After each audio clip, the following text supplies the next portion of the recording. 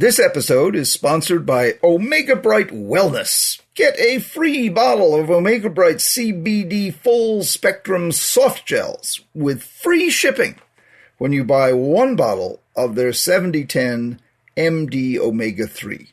Use offer code NED, that's my name, Ned, at omegabrightwellness.com. Distraction is also sponsored by Landmark College in Putney, Vermont, the college of choice for students who learn differently. Learn more at lcdistraction.org. Hello and welcome to Distraction. I'm your host, Dr. Ned Hallowell. Thanks for joining us today. We have my favorite kind of show today, which is dealing with questions from all of you. And as you hear these, please think of your own questions and send them in to us. We love doing these shows. And as we normally do in these episodes, Sarah Guertin, our wonderful, sturdy, steadfast, brilliant, etc., producer, is joining me to read your emails because I can't read. No, I'm just kidding. She's going to read them to me so you can hear them, but I haven't seen them yet. So these are done cold. I had no chance to rehearse my responses. So what you'll get will be my spontaneous reaction to your question. Well, with that as an introduction, let me turn it over to my wonderful producer and friend, Sarah Guertin. Take it away, Sarah. Thank you, Ned. Hello You're there. Very welcome. Hello. So, today we are starting with an email from a woman named Carol. She's a 45-year-old mother of two boys who both have ADHD. I just have to interrupt you because I'm looking at this. I have never seen Carol spelled that way. This lady spells her name K-A-R-Y-L. Good for her. How to individualize a very generic name. So this is Carol with the very special spelling of Carol. Sorry for interrupting, Sarah. My ADD runs away. There you go. Race car brain with bicycle brakes. Just can't stop myself.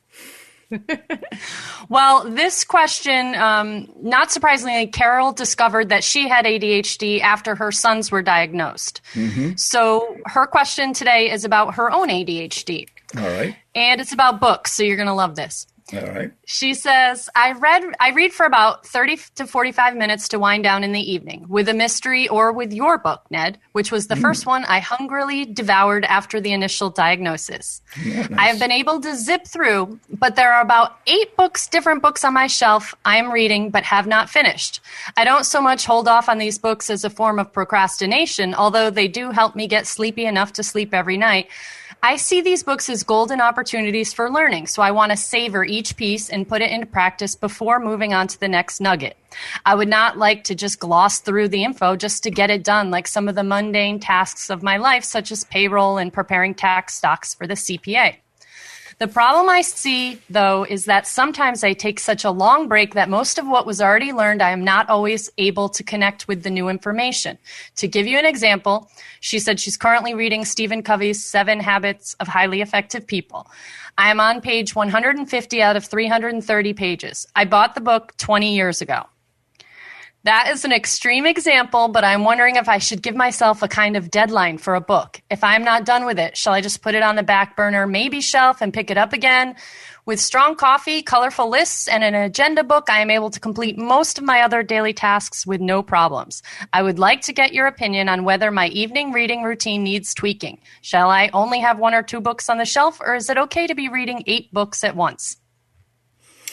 Well, Carol, let me tell you what I think, and it's not what you're going to expect to hear. You said you have 8 different books on your shelf that you're reading. I have about 2,000 throughout my house. I'd say even more than that. Of the 2,000, I may have read, maybe 50 of them all the way through. And I don't feel guilty about that, you see. I feel wonderful about it. I see these books, it's like I own a beautiful apple orchard. And my orchard is full of ripe, ready, bright red apples. And what makes this orchard special is that these apples never go bad. They never fall off the bough. They're just waiting for me to pluck one down and take a bite. And I can take a bite, and guess what? The apple still doesn't go bad. And I can stick it back up on the tree. They're replaceable stems, and so my orchard is always there waiting for me. Any book I can pull off the shelf. And you're right. If I hadn't read it for 10 years, I'd have trouble coming back to it. The person who really taught me this wonderful way of looking at things, I was an English major at Harvard, and when I was finishing my degree, at Harvard you get what's called a tutor, and it's a professor in your field, and you meet with him or her one-on-one. And I had this legendary professor for 2 years, junior and senior year. William Alfred was his name. He's now in heaven. But he was just the most wonderful, wonderful man in the world. And I sort of breathlessly confessed to him in our final meeting. We were talking about the greatest novelists of all time, and we were compiling a list. And I said to him, because he put as his greatest novelist of all time, Tolstoy. And I looked down at the floor and I said, Professor Alfred, I just have to confess, I've never read War and Peace. And without missing a beat, he said, "Oh, aren't you lucky?" And what he meant by that was, I have such pleasure in store for me that instead of saying, how can we call you a Harvard grad English major and you haven't read the greatest novel ever written, and making me feel ashamed and guilty, which is what an awful lot of professors would have done, he immediately said, "Oh, you're so lucky. You have that pleasure yet in store for you." And that's the way, by the way, I still haven't read War and Peace, so I guess I'm still very lucky. But I guess what I'm saying is, if you can look at those books as pleasures waiting for you. Now, it's true enough, if you don't get back to some of them pretty soon, you'll forget what's in them and you'll have to catch up. So, but I wouldn't guilt trip myself about it. I wouldn't say, "Oh, I'm a bad person. I have 8 books going." I would say, that's an indicator of how enthusiastic you are, how curious you are, how varied your tastes are. You want to, you go from a mystery to a science to a history to a memoir, and you like to change it up. You don't want to just stick with one genre or one author, and because this is, after all, this is not an assignment. There's no exam. You have the freedom to peruse your shelf as you would like to. Think of it as your special apple orchard with all these beautiful, bright red, shiny apples hanging from the branches, and they never go bad. They never go rotten. They just hang there waiting for you to come eat them. So this is one problem I would reframe not as a problem at all, but as a delight. And the fact that you want to read and that you're curious and imaginative, that's all. And you just need these books to feed that curiosity and imagination. I hope that makes sense to you. I hope I've freed you from feeling like you're somehow failing the course or not doing your duty as a reader, and encouraging you just to run wild, run free in your own personal orchard. I love that. You always know just what to say. I still remember Bill Alfred saying that to me. "Oh, you're so lucky." Well, you're still, and like you said, you're still lucky, right? Exactly. Maybe you'll read it someday. Someday, I hope. Okay. This next email we have is from Donna, who lives in London. She wrote in part, "Hello, Dr. Ned. I've listened to many of your podcasts and have to thank you for how informative and helpful I have found the topics. But I hope you can help me with a trait I'm finding problematic to get help for. I have a big problem when it comes to driving. I have never felt I'm a confident driver. Even when I was learning to drive, rather than getting easier and more relaxed with each lesson, I was getting more anxious to the point where I would sweat excessively through nerves. I must have had over 300 lessons over a 2-year period. Driving did not and has not come naturally. Driving for me is more like an ordeal than a pleasurable experience. After looking into the traits of ADD, I now believe that my brain becomes so overwhelmed with the task of driving, which is why I struggle with it. Having the inability to sustain attention with what my brain classes as a boring task. Trying to stay focused, transitioning from one task to another requires the brain to shift its focus. And now I understand that that causes the brain to overreact and go into a startled state, leading to the feeling of anxiousness. It was just by luck I passed my driving test in my early 20s, but I've been left these last 20 years not understanding why I had this problem with driving. What can I do to get over this trait? How do I stop my brain sabotaging my ability to drive? It's probably worth pointing out that I'm single, I live on my own, and live miles away from friends and family. So I do not have a close network near me, and with the coronavirus lockdown, there are social distancing rules in place, so not able to see others currently. Well, it's a very common problem that people with ADHD are not good drivers. In fact, Russ Barkley has researched this, and traffic accidents of all kinds are 8 times more common amongst us who have ADHD than the general population. And if you think about it, it makes sense. You're daydreaming and you don't see the stop sign. You'd be willing to stop. And you actually do see it. I mean, it lands on your occipital cortex, but you don't do anything with having seen it. In other words, you see it, but you don't comprehend it. So you see the stop sign. Visually, you're not blind, but you don't comprehend it. You don't turn it into the action of stopping your vehicle. And if you're driving through stop signs, you're going to have accidents, and sometimes tragic accidents. So you're hardly alone. Now, what to do about it? You've had over 300 lessons over a 2-year period. I think, you've demonstrated that you don't have a natural ability to drive happily and confidently. One question I would ask, however, is, are you taking medication for your ADD? Because that could make a huge difference. If the meds work, and we're talking Ritalin, Adderall, the stimulant medications, if they work, they could turn you into a good driver. It's just that simple. It'd be like getting eyeglasses. If you get the right eyeglasses, suddenly you can see, you can drive better. So rather than taking another 300 lessons, I would say try to get on the right medication. And a medication will work about 80% of the time. So it's a pretty good batting average.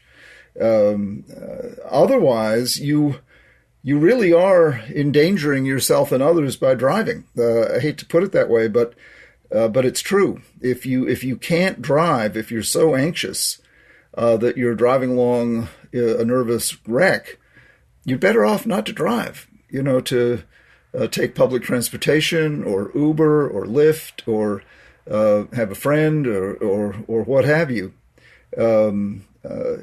Try and create some kind of social community where people can pick you up and take you to where you're going. So those would be my 2 suggestions. Is your ADD being treated? I don't think if you're not taking medication, I do think it would be really worthwhile you're getting a trial of it, because when the meds work, they truly give you the ability to sustain attention. You say you have the inability to sustain attention. Well, with meds, you could gain the ability to sustain attention, and then driving, even though you class it as boring, you could drive well enough, to stay out of trouble. And remember, thinking of it as boring, it puts you in a dangerous spot, because if you have an accident, suddenly it's anything but boring. Obviously, it can end your life or someone else's life, or leave you with terrible, terrible consequences. So my 2 bits of advice. Number 1, look into a trial of medication. And number 2, look into ways of living your life without driving a car. And lots of people do that, between public transportation and Uber and Lyft and friends picking you up. It is possible to live in this world without driving an automobile? Thank you for your question. It's a really interesting question and brings to light one of the really dangerous aspects of having untreated ADHD, namely the dramatic increase in traffic accidents. That's really interesting. I didn't know that. Okay, this next question comes from Anita. She writes, "Hello, Dr. Ned. I'm a 36-year-old mother of 3. My 9-year-old son was diagnosed with ADHD a year ago, and I cried with relief because here was a plausible explanation for everything. I knew he was a brilliant, empathetic child, but I couldn't explain the cause of his symptoms. However, I understood his symptoms because I was wrestling with them my entire life as well, especially emotional regulation. Last week, I was also diagnosed with ADHD, but this was not so much of a surprise, just a formality. I didn't want to self-diagnose, so I went to my doctor and got a proper evaluation. We will both be starting Concerta next week, and I'm excited for us both to finally feel what it's like, quote, to have the glasses on, as you put it. In my gut, I think my 11-year-old daughter has the inattentive type, and because of her natural brilliance, it wasn't picked up at her school the way my son's hyperactive ADHD was picked up. Should I get her an evaluation? Thank you very much, and God bless you and your lovely wife and team." Well, thank you so much for that, and God bless you as well and your children, and a very sweet way to end your email. Should you get your daughter an evaluation? Absolutely, 100% yes. Females, whether be they children or adults, are the most undiagnosed group. Why? Because they're not disruptive. Like your son was disruptive, and he called attention to his symptoms. But your daughter could be just sitting there quietly daydreaming in class. She's very smart, so she's able to get by without doing, much in terms of class presence, engagement, or participation. But nonetheless, she's missing a lot because her, you ask her, what is it like to be in the classroom? And she'll say, it's fine. I'm almost never there, because her mind is wandering. So it's absolutely worthwhile to get your daughter, and 11 years old is a perfect time to have a look. Just make sure you see someone who really understands ADHD and because she doesn't fit the stereotype of the hyperactive little boy, but she absolutely could have it.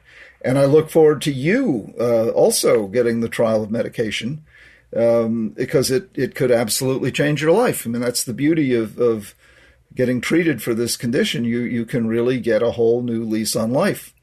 So at 36, to be coming to terms with your ADHD at the same time your son is, and maybe your daughter, that's pretty wonderful. That's a good Christmas present to your entire family. Stay in touch and let me know how this works out. I'd love to get a follow-up email from you once you've gotten into seeing how the treatment goes. When we come back, we'll hear from a listener who is going through a separation with his wife, and his ADHD is a point of contention. Okay, so Sarah, I understand there's a new offer from our wonderful sponsor, Omega Bright Wellness. Yes, there is, and we're really excited. I like to call it the Ned Pack because they're basically our listeners are going to have the chance to take what you take every day. So all you have to do is add the Omega Bright 7010 MD Omega 3 to your cart at omegabrightwellness.com. And if you use the coupon code NED, your name, NED, it'll automatically add a free bottle of Omega Bright CBD full spectrum 25 milligrams soft gels to the cart, and you get free shipping. So pretty cool. Ah, that's an excellent offer. I'm so glad they're using my name not in vain, but to bring people to this wonderful product. It is a wonderful product. It makes it nice and easy. Yeah, and my wife really, if they really want to get someone who loves it, they should get my wife Sue on, because she's very skeptical about all kinds of things. I mean, she laughs at me for the various stuff I take, but this is one that she absolutely swears by. So I'm glad to know. So they just go and they to omegabrightwellness.com and put in the code NED and they get all this cool stuff.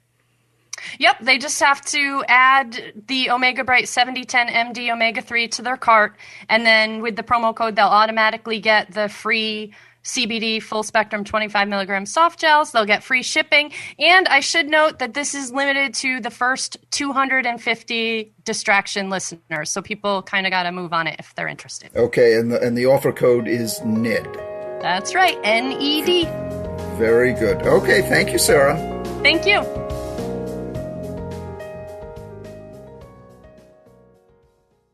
Okay, we're back now. Let me ask the wonderful Sarah, what is the next question?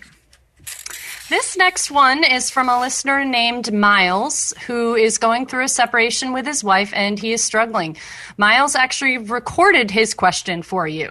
So, Scott, Can we hear that? Hi, Ned. This is Miles. I've been listening to your podcast for, a month now or so. I'm 42 years old and diagnosed with ADHD in 4th grade. I now have twin boys that are 3 years old and in a marriage which is going through a separation, and also own my own business, and my most recent business started in the end of 2015, just before we had kids. I'm starting to understand my ADHD quite a bit more, and things are majorly overwhelming. I have some resources that I've been working with right now that I've been fortunate, but can't seem to get enough of what I need to make a difference quickly enough. My question to you is this. Working with our marriage therapist, I am pretty much labeled as atypical, although my therapist is really pretty understanding of me, and that's been a gigantic relief. When I work with him individually, I feel his support. However, when we work together with my wife, it just feels as though I'm labeled as atypical, and somehow my wife thinks that I need to be doing the majority of the changing here, and it's not her. My thought on this is that, hey, there's two people in a relationship together, and what needs to happen is that the two people need to understand each other in order to figure out a way to work with each other best, just as though it would be two different people each with their own personality. I'm curious what your thoughts are on not only being labeled atypical during therapy and that basically undermining my part in the relationship, as well as how a relationship should work with two people where one has ADHD. I guess a side question would be how to get my wife to understand me better so I can avoid just being labeled as I confide in her. And at the same time, let me think what I was going to say. I'll probably put it in the email to you as I remember. All right. Thanks again. Bye. Well, Miles, of course, in any couple, takes two to tango. So, and very often people come into couples therapy, and the either explicitly stated or implicit message is, if only the other person would change, everything would be fine. So we're sort of saying, I want her to change, I want him to change. And of course, the only person you stand a chance of changing is yourself, your behavior. And what often happens in a couple where one has ADHD and the other does not is a kind of parent-child dynamic develops where the non-ADD spouse feels like, in this case, her husband is another child, and she's picking up after him and reminding him to do things and getting exasperated with him. And the ADD spouse feels, in this case, feels like he's a little boy who's being chastised by a scolding mother, and that's very anti-romantic and leads to all kinds of problems. So, if the couples therapist could help identify, first of all, is that dynamic in play, and if it is, make sure your ADD is treated, and then begin to address that parent-child dynamic so you can become partners instead of a parent and a child, if there's still time for that. And often a good therapist who understands ADHD can truly save a relationship. Now, maybe this relationship is just not meant to be and you should separate and that's the end of it. But in your next relationship, you want to watch out for this.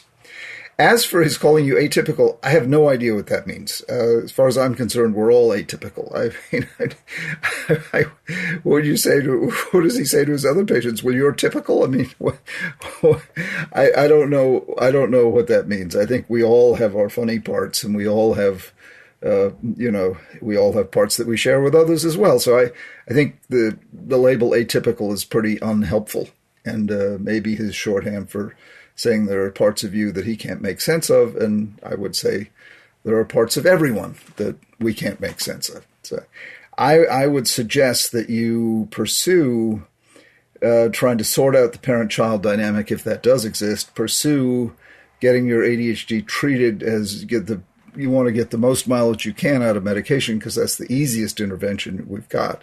And then based on the increased focus you get from that, begin to discuss with your wife, the dynamics, so you can recreate the romance that brought you together in the first place. Okay, thank you. Thank you very much. Sarah, do we have another email? We certainly do. I was just going to say, we like that he recorded that one and was able to record it. That was perfect. Yeah, absolutely. This last question comes from a listener who wanted to remain anonymous. But it says in part, Dear Dr. Hallowell, I have one question specifically that I could not find the answer in any of your books or podcasts. How exactly to find the right dosage for medication? I know you talk a lot about fine-tuning medication. I have a psychiatrist prescribing Adderall to me. I get great results from Adderall with no side effects that I can note. But if I see great improvement with 30 milligrams, shall I go to 40 plus milligrams if I get even better results and advantage? As the improvement is relative, how do you find the optimum dosage? I feel the higher the dosage, the better I perform. So is it recommended to go to the highest possible dose? And what is that for Adderall? Is there any potential of building tolerance? Should I only use the minimum effective dose and leave room for an increase in the future in case I build a tolerance? Thanks so much for all your great work and support. You have changed my life with your publications and podcasts. Well, dosing when it comes to stimulant medication is unusual in that most medications are given on a milligram per kilogram basis. In other words, you weigh 80 kilograms, you would take X number of milligrams of the medication based upon that. Most medications, that's how the dosing is determined. In stimulants, it's not the case. It's some big people need a little and some little people need a lot. It's based on brain receptor sites that we can't measure. So the way you find out the right dose is trial and error. Now, the good news is these meds are in and out of your system the same day. So you can try 2 or 3 different doses in the space of a week. It's not like you're waiting around forever. Once you get a positive response, you can continue to increase. I wouldn't leap by 10 milligram increments. I'd probably do by 5 milligram increments. But you can keep increasing until you get target symptom improvement or side effects. So you'll know you're too high if you start getting side effects. And the 3 that you want to particularly look out for, number 1, weight loss. Number 2, elevated heart rate. Number 3, elevated blood pressure, and then insomnia as well. So those are sort of the 4 leading ones. And the 2 most critical, naturally, are elevated heart rate and elevated blood pressure. If your blood pressure goes sky high, you got to stop the meds. So get a blood pressure cuff and learn how to take your pulse, measure your heart rate. And you can, with your doctor's supervision, you can increase by 5 milligram increments every other day until you get the sweet spot where you say, okay, this is good. And if you bump it up 5, you start getting side effects. You say, okay, I'll just go back to the previous level. And that's how you zero in on the optimum dosing. Trial and error is really the way to do it. But fortunately, you can go through many trials in a short amount of time. Tolerance, usually not. What happens sometimes is someone will say, well, the meds just aren't working the way they used to. And what you want to do then is just stop them for a few days and then restart them at the same dose, and they'll usually kick in effective again. So you don't want to keep chasing increasing dosing levels.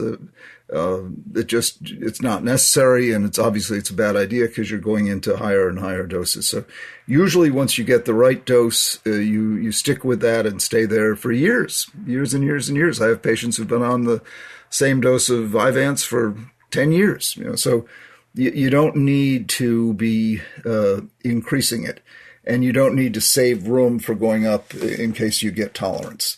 Try to get the optimum dose by trial and error, and then stick with it. If it seems to stop working, don't increase the dose. Just stop the meds for a few days and then start back up at the same dose. Thank you for your question. It's always an interesting one because these meds are unusual and the dosing is not based on milligrams per kilogram. And thank you for your thank you. It's really nice to hear good words like that. Well, that's going to do it for today. I hope you all had fun. I hope you enjoyed it. I hope you learned a lot. If you did, please tell your friends. We're trying to grow our audience, and the best way to do that is for you to tell other people about us.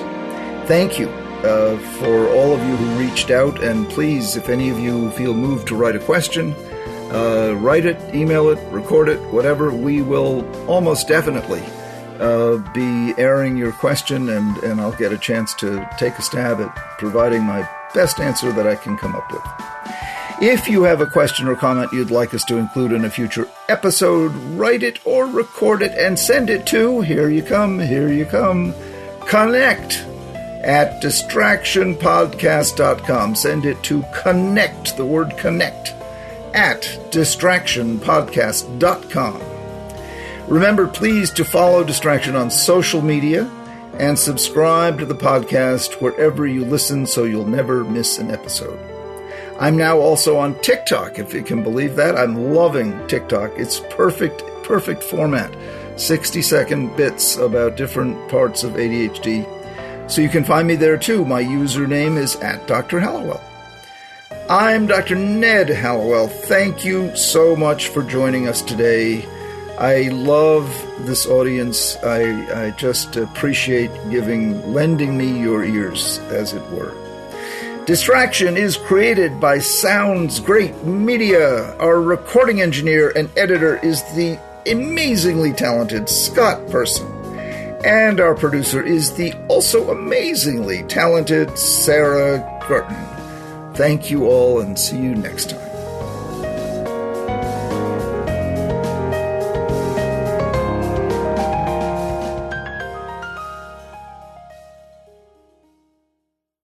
The episode you just now heard, was made possible by my good friends at Omega Bright Wellness. Get a free bottle of Omega Bright CBD Full Spectrum Soft Gels with free shipping when you buy one bottle of their 7010 MD Omega-3. Use offer code NED, that's my name, at omegabrightwellness.com.